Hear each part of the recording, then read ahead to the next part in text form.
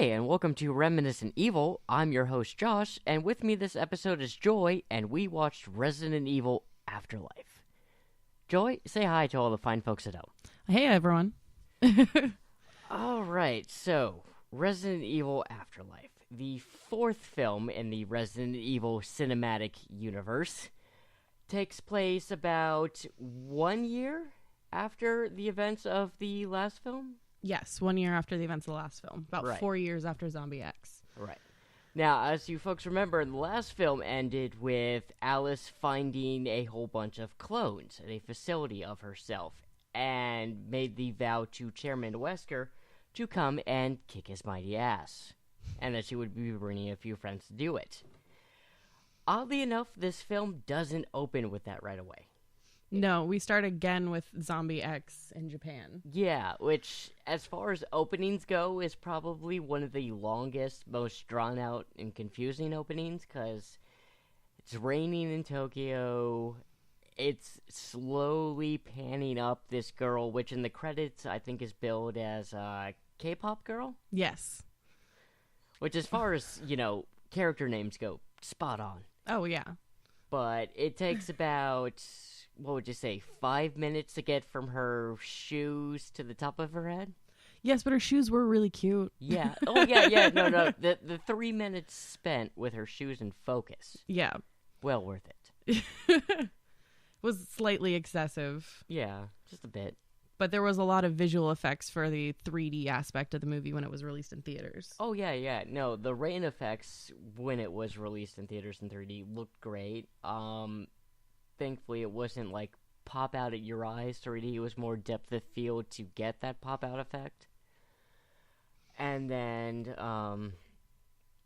so plot-wise, it starts with that, and then they jump ahead 4 years from that point in Japan, and it's another underground Umbrella facility, which, at this point, I gotta think the folks at Umbrella just have a thing for living underground. Exactly. Like, either they're all vampires and they despise the sunlight, or they just despise human contact in general and want to be away from everyone else. Well, it's super convenient during a zombie apocalypse Yeah. because they've managed to stay alive. Yeah. But just the foresight of going into building a facility, and they're like, so do we want it above ground? Do we want multi-layered up into the sky? It's like, no, we want this as far down into Earth's asshole as we can get. They probably thought there was some risk of zombies, so Yeah. I have to think that it's probably because they were like, well, we're fucking with people, they might go apeshit. Let's be away and removed. I guess it makes sense, but as we quickly learn out, when the facility does get invaded by Alice and her many clones, all wearing somewhat different outfits and all wearing somewhat different shoes. Well, they have magical shoes that go from heels to flats in different takes. Yeah, which is just special. Well, yeah, because she's standing there and you get the full view and she looks awesome with her heels, and then she starts running and she's all of a sudden in flats, and I'm like, I want those. Those are really convenient. Everyone wants shoes like that. But so we get a lot more special 3D effects with things like ninja stars being thrown, dudes' heads being chopped off by katanas getting kicked around. And eventually we do finally get to a battle between Alice and Chairman Wesker after he has purged the facility. He's pretty much given up on the facility. It's gotten overrun. He has to get out. And he gets out, and he basically sets off a bomb that I guess levels all of Tokyo, or at least a good third of it. Well, it creates a giant sinkhole where the facility was and then takes out a lot of the city in its wake. I don't think I've ever seen destruction that pretty in a film before. Exactly. It was a beautiful explosion. Oh, yeah. And so then Alice tries to take out Wesker, and something happens to her. She gets turned human. Yep. Which, now, if 4 movies going in after what's been done to her has happened, and she's kind of gets used to her powers, loves it, she thanks him for being turned human, which is a little weird. And then survives the plane crash. Oh, yeah. Without her superhuman abilities. Yeah, she draws out his attention to let the plane crash, and then we get a time jump again. Mm-hmm. Of like, what was it, 6 months? I think it was 4 or 6 months. 4 or 6 months, which for plot points, I guess, what this movie was very short and how they got away with it. They jumped time impressive amounts. So instead of, going through how we get to where she was, because the next time we see her, she's changed her clothes. She's healed completely from whatever would have happened to that accident in her. There's no scarring on her face or anything like that. She's learned how to fly a plane. Yes, somehow she found a Russian, airplane. Tiny two-seater one. Yeah, which seems to never run out of fuel. Exactly. This plane is, basically the best plane you could ever find in the apocalypse. Well, she found the right cheat code for it. Yeah, because it never runs out of fuel, and it never gets destroyed. And so the film now picks up with her going to find the friends she left behind in the previous film, because she went to go deal with Wesker and the rest of Umbrella.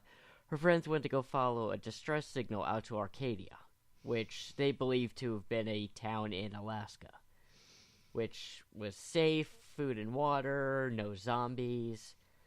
And she gets there, and there's nothing. It's just a big field full of airplanes. Yeah, of, other people that we assume would have gone to have tried to find Arcadia. And so, though it doesn't take long, but she does eventually find someone. Yep. Yeah. Well, she finds a wild woman that starts attacking her, and we soon find out that is Claire. Right. With literally no memory of anything. And right. She's got this spider on her chest that seems to be, releasing mind control medications of some kind. Right. Now, those of you familiar with the video game series and where they released along with the films, Resident Evil 5 had just released a few months prior to this film coming out. Which, this, as far as the films have gone, it's Paul S.W. Anderson, the director. He always finds things from the films that he likes and just throws them into his films. So this is the one where he also came back to have the most hand in for the film. And so you can definitely see the influences of where playing through Resident Evil 5, he was like, ooh, I really like that, I really like that, and he just threw them in. So the spiders were part of Resident Evil 5. And they were the people lost memory of who they are, they lost control of their own free will and things like that. So that's the first cue of, okay, this is where his video game knowledge has reached in the films. And so, Alice gets the little spidery thing off of Claire, oddly enough without, any showing how she does it. Yep. It just comes off. Yeah, magically.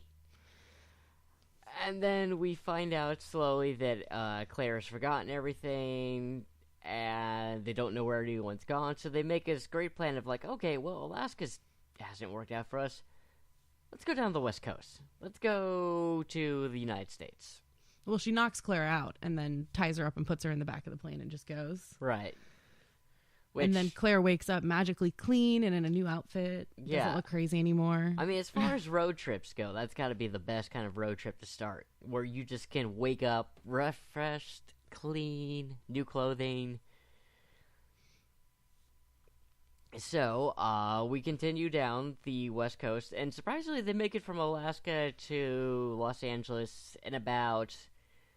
How the film depicts about, what do you would say, 5, 10, maybe 45 minutes? Maybe 45. Which, as far as travel times goes, pretty damn impressive for a Russian biplane. Again, I want this plane. It's magical. Yeah. And so, they find Los Angeles, they find Hollywood, and funny enough, they make the joke of, there's absolutely no life here. Which, go figure, zombie apocalypse, one of the most popular cities in the world. You can't find anything. Not even a goddamn zombie. But then we quickly find out that all the zombies have massed themselves around a prison facility, which a group of survivors have been holed up in. And so, Claire decides to make not Claire, Alice decides to make a brilliant landing with this plane to prove just how goddamn indestructible and magical this plane is. Mm-hmm. Which is impressive. And then we get a point that you'd like to point out about her outfit when she emerges from the plane. She emerges from the plane, takes off her jacket, and all of a sudden she's in this leather, holster-covered, awesome outfit. And I'm like, you can find those in the zombie apocalypse? Because I can't even find those now. So, I mean, I guess an apocalypse wouldn't be that bad if we get to dress like that all the time. Oh, yeah. It definitely has a Mad Max feel to it because she's got, 2 sawed-off shotguns on her back and 2 revolvers for, side holsters. And then a katana down her spine. Oh, yeah. And, thigh-high boots. Because, let's be honest, thigh-high boots are needed for kicking zombie ass. Absolutely. And so, as we get to meet now these new group of survivors, because the ones from the first film have from the third film have either been killed or just disappeared completely. So we need new survivors, obviously, to help fill in the time gap. And, let's see, we have a basketball star, which seems to be incredibly talented at jumping really, really high and really abnormally strong. We have a Hollywood producer, which right from the bat you can tell is just evil as shit. You have his little producer, or his little assistant, who has his head so far up that guy's ass. It's impressive. And then the Eternal Sunshine Girl. Oh, yeah, the young starlet from a foreign land who came out to Hollywood to make it big and ended up waiting tables. But doesn't let anything get her down. Oh, no. Zombie apocalypse, and she's still just making dinner. Yep. Smile on her face. And then we meet, further along in the prison, another Resident Evil video game character. Chris Redfield, Claire's brother, both in film and from the video game series. But poor Claire still has no idea who he is. And we meet him locked up in a isolation. Basically a Hannibal Lecter cell. Yeah. Which, I think there was like a piano sitting in it? Or like some sort of table? There was a table. I didn't notice a piano. Okay. It was hard to tell. The big legs made it look like it was a table or a piano in there. But as far as isolation cells go, that one was pretty nice. Yep. And so we meet Chris. We find out that he's not a member of the Raccoon City Stars team in this one. He's actually just a regular military officer who got left behind when the prison was being evacuated and locked up by fellow prisoners, which kinda is a good thing, I guess, in a zombie apocalypse. I mean, it kept him safe this long. Oh, yeah. And oddly enough, the key wasn't thrown away for them cell. It was just randomly left by. Well, Alice just had it on her when they decided to let him out later. Yeah, like, how did you acquire this key? Where was it this entire time? And so, needless to say, after a while at the prison facility, they actually find out what Arcadia really was. They find out that it wasn't a, city in Alaska or a small little town. It was actually a vessel, a ship. Looked like a cargo one that had just been like sailing down the coast, and at the time of the broadcast in the third film had been giving out coordinates where it was located. And so the prison people think that Alice and Claire had come from that ship to rescue them, which we find out they hadn't. But then they decide to make a plan to get to that ship. There's a tank basically in the basement of the prison, which they quickly find out does not have an engine in it because that's dangling from the ceiling. Like 5 feet from it, and the engine's about the third of the size of that vehicle. So it's like, oh yeah, we could just get this thing right back in there, right? It's like, yeah, if I had a week.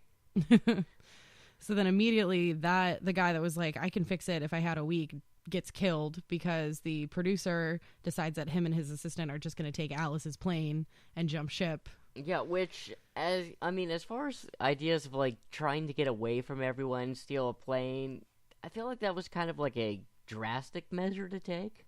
Exactly, but he's super selfish, so... Yeah, it's like, I value no life except for my own, so all other life must be ended, kind of mentality. Exactly. And then we get another item from the Resident Evil 5 video games that comes trying to crash into the prison facility, which is this massive, hulking, Silent Hill looking motherfucker. Yeah. Like, instead of a giant blade, he's got a hammer / axe type deal, which the thing looks pretty grody. It looks like it hasn't been sharpened in a while, but cuts through anything like a hot knife through butter. Yep, and we find out that he is not easily killed because they shoot him in the head when he's outside the gate, and that literally does nothing. Yeah, it's like point blank range. They put a couple of bullets right into his head, and it's like, I think I just made him even angrier. And so he basically gets into the facility, and then we have eventually a boss fight when they're all trying to get out of the prison showers down this tunnel they've found to get out of the prison.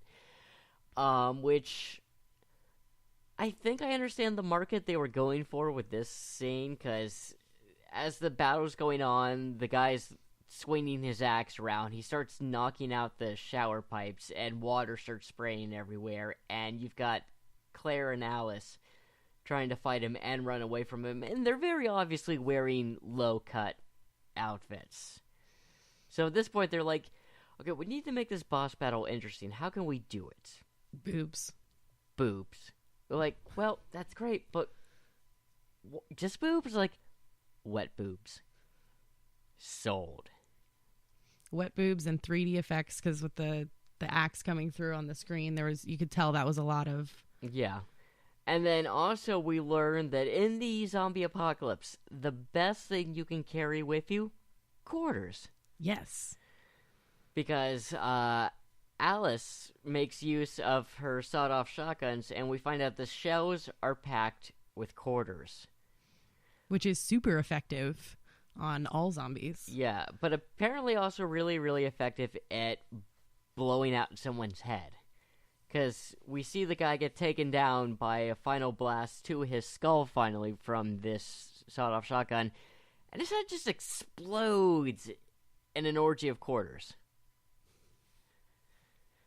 So, Bass Battle dead, they're making it through the tunnels, getting out of the prison, they make it to the boat finally, and...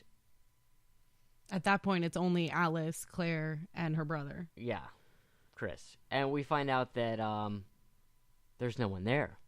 The boat's completely empty. The distress message is still, like, going on a loop, but there's no one on the boat. And as they descend lower into the boat, we find out that it's a trap. Claire finally remembers that it was a trap. Yeah, the most opportune moment, all of her memories come rushing in of what happened with Arcadia, that it's a boat by the Umbrella Company to do testing again with the T-virus. It's like, you know what else, other than an underground base, works really, really well for zombie testing, guys? A boat. Where if we don't like wherever we are, we can say, fuck off, and just sail out into the ocean to somewhere else. And so we find all the survivors who have been left alive from the last film, as well as millions of more people who made the mistake of coming to Arcadia. In these convenient little tubes underneath the ground. Yeah, in the boat. And then, as we find out, as Alice continues further along into the boat, Wesker also survived the plane crash from much, much earlier in the film. And we also find out that he himself had injected himself with the T-virus, the same thing that Alice had, but, he took away from her. So, it doesn't work as well with him. Like, he thinks he has to consume human DNA to kind of keep himself in balance, which we learn doesn't really work for him.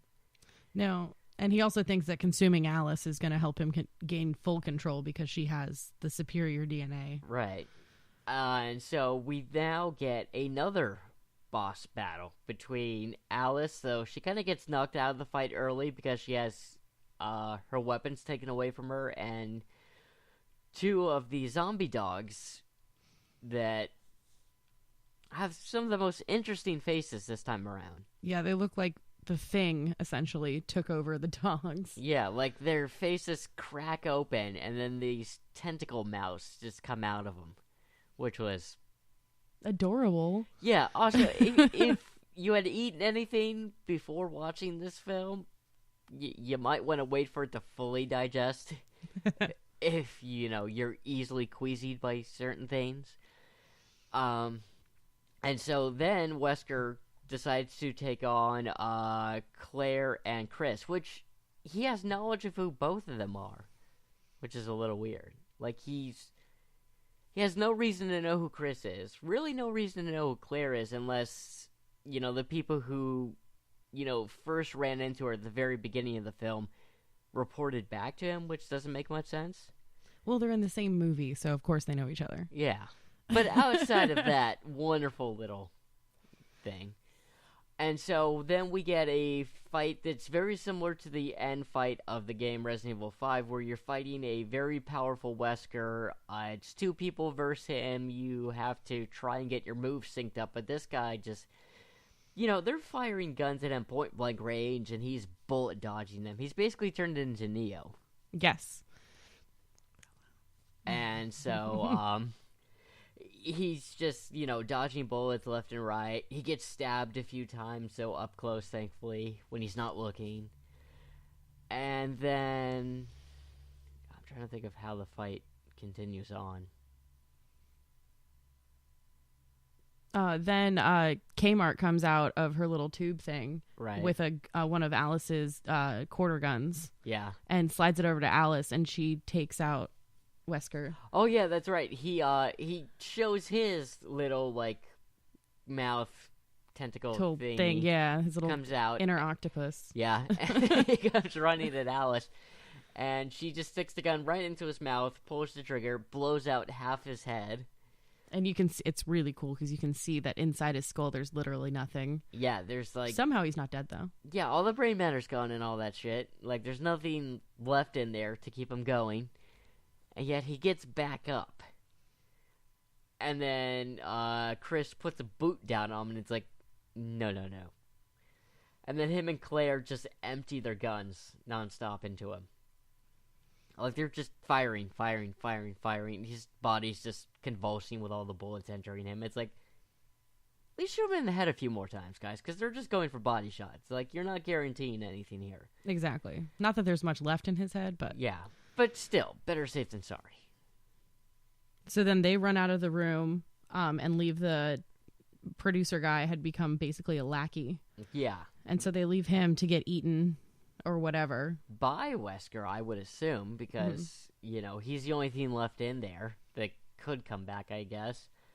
He comes back, I guess consumes the guy because he's now booking it out, and we see he's fully healed.